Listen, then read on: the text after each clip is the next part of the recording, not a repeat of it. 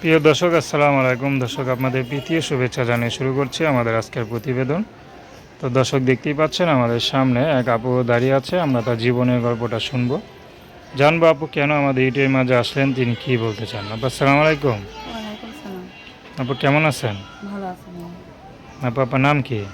আমার নাম সুমাইয়া। সুমাইয়া, খুব সুন্দর নাম। সুমাইয়া আপু থাকেন কোথায়? আমি গাজীপুরে থাকি। গাজীপুরে থাকেন? নিজস্ব মানে গাজীপুরে কি নিজস্ব জায়গা মাটা আছে নাকি? না ভাইয়া, ঘর ভাড়া থাকি। ঘর ভাড়া থাকেন? দেশের বাড়ি কি গাজীপুরেই? না, দেশের বাড়ি হলো গাইবান্ধা। গাইবান্ধা। তো গাইবান্ধা থেকে গাজীপুর কি পুরো ফ্যামিলি আসছেন নিয়ে, নাকি আপনি একাই আসছেন?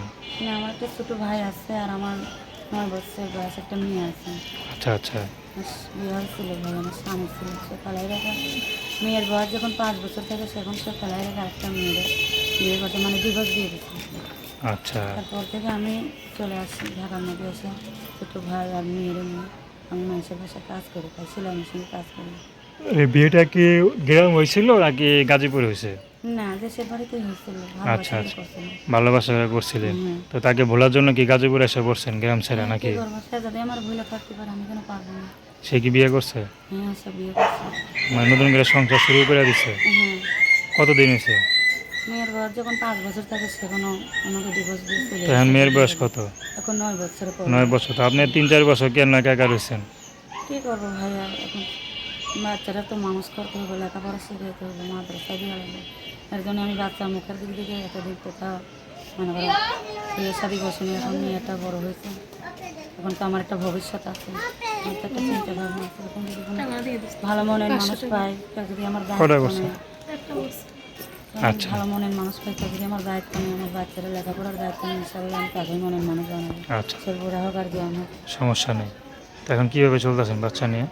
এখন এই যে সেলাই মেশিনের কাজ করি, যখন না পাই মানুষের বাসাতে কাজ করি হাতে, একটা আচ্ছা, বাসা বাড়ি পাই। বাসা বাড়ি কাজ হ্যাঁ, করেন? এই দিয়ে কোনো রকম সংসার চলে। আচ্ছা আচ্ছা। তখন কেউ যদি মনে করেন কোনো বুড়া লোক পান?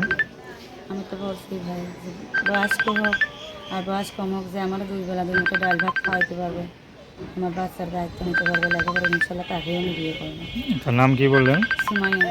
তো দর্শক, আপনাদের সময় আপনার সাথে যোগাযোগ করতে চান, তার নাম্বারটা হচ্ছে 0133444819।